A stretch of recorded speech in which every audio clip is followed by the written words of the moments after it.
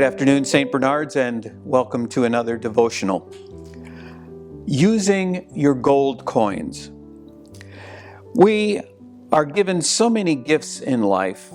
Some have received the same gifts in the same amount, and others different gifts to explore. The first and foremost gift is life itself. Then we are given our own unique talents.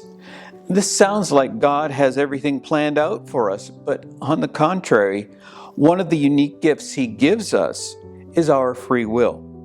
He lets us decide how we're going to use our gifts He has bestowed on us. Even though He knows what we're going to do with these gifts, He gives us the free will and He honors our decisions that we make with those gifts, good or bad. The only thing He asks us is to do what is best with those gifts. In Luke chapter 19, verses 11 to 27, the parable of the gold coins, and Matthew 25, verses 14 to 30, the parable of the talents, we catch a glimpse of how we are to treat our gifts from God. In each of the two parables, we hear of servants being given various sums of money and told what they had given and to use that to gain more. In both cases, the servants were rewarded for multiplying what they had been given. Also, in both cases, there were servants who squandered their opportunities and were justly reprimanded for ignoring the gifts they had been given. In Luke and Matthew, we hear the famous lines from Luke. I tell you, to everyone who has, more will be given, but from the one who has not, even what he has will be taken away. And from Matthew, for to everyone who has, more will be given, and he will grow rich. But from the one who has not, even what he has will be taken away. Each of us are individuals with our own unique gifts and talents. We are also given these gifts and talents to different degrees, or as our parables point out, to each according to his ability. For instance, I can play the guitar, but definitely not as well as Eric Clapton or Eddie Van Halen or Jimi Hendrix. Even though these are three great guitarists, if one studies these three individuals, you can pick out where each one excels and where each is lacking in their abilities. Yet, in any case, the gift is playing guitar. Christmas is known as a time for gift giving. We choose, with care, the gifts we are going to share with our loved ones. But who is or are the intended receivers that we receive from God? The first recipient is us. The first gift from God is love. I give you a new commandment, love one another as I have loved you. So you shall also love one another. Implied with this gift of love is that you love yourself. I don't mean the love from an egotistical standpoint, but from a humble, confident standpoint. It is only from this humble standpoint that love can be shared with others. Acceptance of this love for God, others, and ourselves opens the door to share all of the gifts and talents that God has given us, not only with others, but with ourselves. If I use the guitar example, I can pat myself on the back when I've played and know I've played well and was completely alone. I can say I did well at my current level of playing. I should also be praying to improve my talent beyond my current abilities.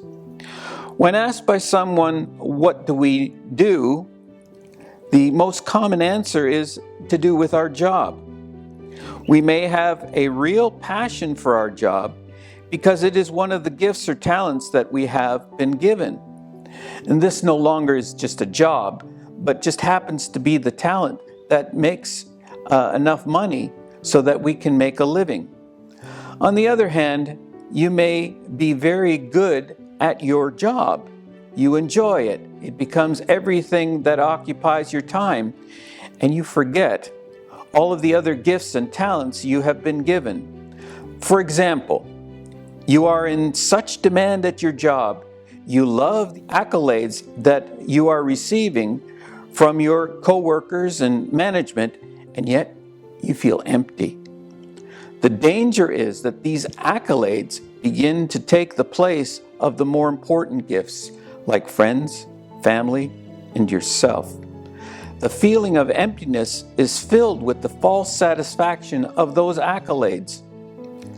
Like an addiction, this emptiness is fulfilled by seeking more and more of these accolades. This becomes a vicious circle at the cost of the true gifts you keep putting on the back burner. Now imagine this. New management comes in, and your position has now been delegated to someone else. You feel devastated. How could they do this to me? Can't they see how hard I work? Can't they see how much I am an asset to the company? What do they have against me?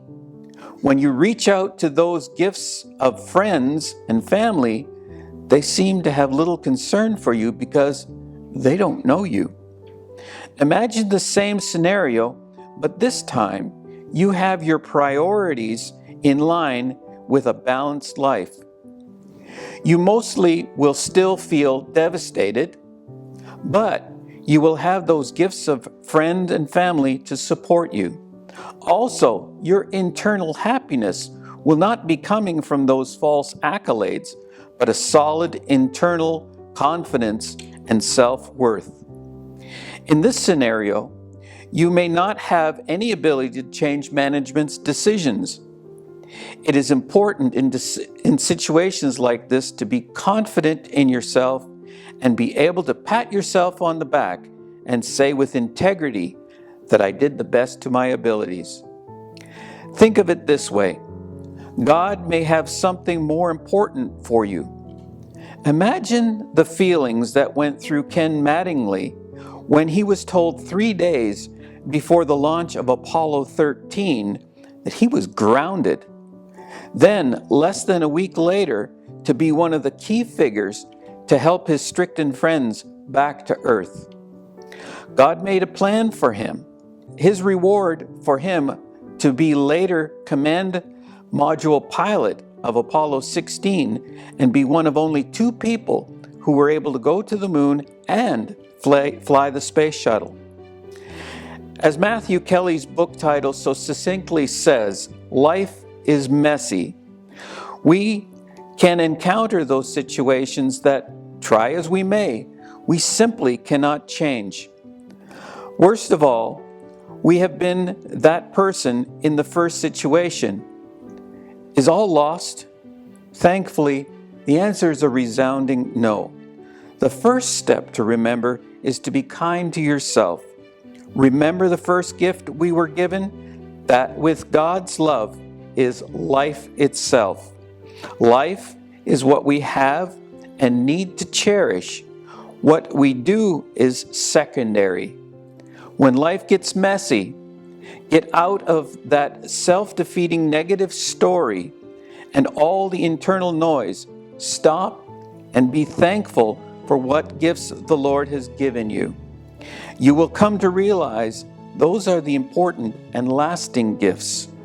Take this quiet time to come to terms with those important feelings that are associated with that unchangeable life circumstance. Remember, we cannot change the circumstance, but you do have control over your reaction. You can react with hostility or with a firm knowledge you did the best to your abilities.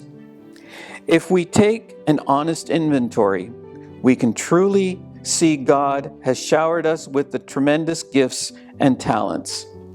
My question to you is, are you going to take those gold coins and multiply them? Or are you going to cover them in a handkerchief and bury them in the ground?